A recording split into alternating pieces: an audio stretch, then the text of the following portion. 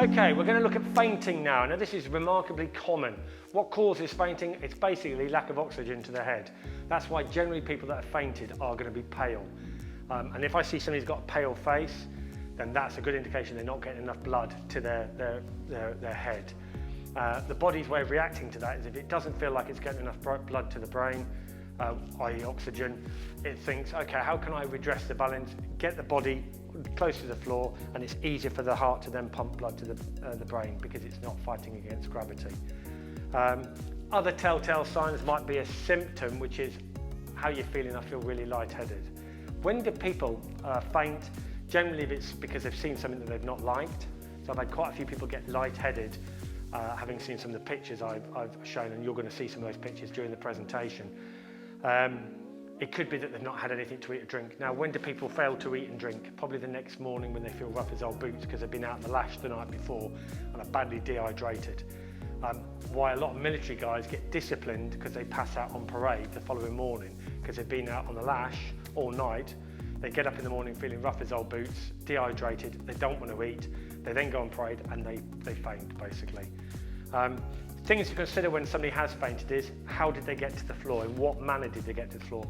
If anyone's ever seen anybody faint, when they go, they tend to go very, very quickly, and that sometimes involves straight onto their face. So it's something to be aware of. Have they got any other injuries? Fainting itself is not a medical emergency, and people generally don't go unresponsive.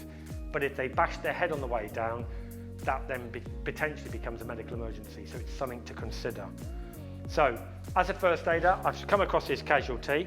The first thing I'm going to do is ask them questions, sample questions. So, first aider, checking for danger, and I've got my gloves on. Hello, first aider, can I help you? So, as we said at the beginning of this sessions today, you always get consent. I'm a first aider, can I help you? Yeah? Yeah. Okay, good stuff. What's happened? Oh, you fainted, have you? Okay. Have you had anything to eat or drink today? No. Okay, so that's a massive contributing factor. Okay, when you went to the floor, how did you get on the floor? Did you just fall to the floor? I don't really remember. I think it fell. Okay, have you got injured anything? No, I think Okay, that's fantastic. Well, ABC, we don't assume anything, we don't believe anything, we check everything. So just check, again, you're not banged your head or anything like that? Fantastic. The fact she's talking to me quite loosely implies it's unlikely she's got a head injury, but again, I'm looking at the casualties. If she's got a leg that goes off at a funny angle, then I'll be thinking, oh, maybe she has got some damage there. So do look at your casualty. Okay then, so you said you've not had anything to eat or drink. So what can I do? I could get some water or a sugary drink or something just to get some sugars in her body. So maybe a sugary drink like Coca-Cola or something like that. But before I give her anything by mouth, are you allergic to anything? Fantastic. So ask the questions because it's an important question to ask. Are you on any medication at the moment? No. Okay, and because it's a lady, what might be a pertinent question to ask a lady?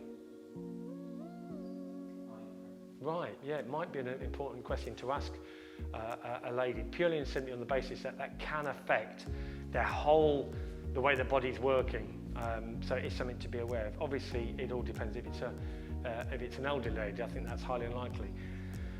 I always ask if they've had anything to eat because elderly people generally faint after they've eaten because what's the body need in order to burn up the food? Oxygen, okay? So old people have something to eat, starts burning up the old food, and that oxygen drops their oxygen levels going to the brain, and that's why old people generally faint after food. So okay then, so I now have to think about how I'm going to treat this. I've checked to make sure there's no other injuries. Basically, there's a little rhyme that I have, which is if they're pale, raise the tail. No, she clearly doesn't have a tail. It makes reference to the legs. So what I'm going to do is, if you just lift your legs up for me, please, both legs, just pop them on there. Okay. Now, anytime you treat a casualty, you should always re-establish how they're feeling now. How do you feel now? Right. So by lifting the legs up, all the blood that's in those legs is now running down towards the main body and, more importantly, the head. So it's increasing the blood. Now, visually, what can I see to see that this person's improving in terms of their not just how they're feeling, but also physically, how do they look? The colour comes back to the face, so their paleness just starts to disappear and they start to get a little bit more colour in their face, and that's a good way. Now, when do you get this person up when they fainted? You do it gradually. Don't try and get them up quickly, because if anyone has ever tried to get up quickly, you end up getting a head rush. So what I'm going to do is from here, just going to pop your feet on the floor, but keep your knees bent. So I'm going to go from that position there. How are you feeling now? Okay, so if you put your feet out straight, and we'll just sit you up. Sit up, that's it, good. Just stay there. How are you feeling? Gradually getting there. Okay, you feel like you could get up to the next stage. Okay, so if you just roll onto your knees, just roll onto your knees to get up. And just stay there for a second. Let me get you a chair. Okay, if you want to just get yourself up and onto that chair for me. How are you feeling now? Fantastic. Okay, let's get you something to drink, and maybe some biscuits or something, just to get a little bit of sugar in you. And that's how you treat fainting. Most important thing before you start moving the casualty though, establish they've got no other injuries, because you don't want to start moving legs and arms if they've damaged them.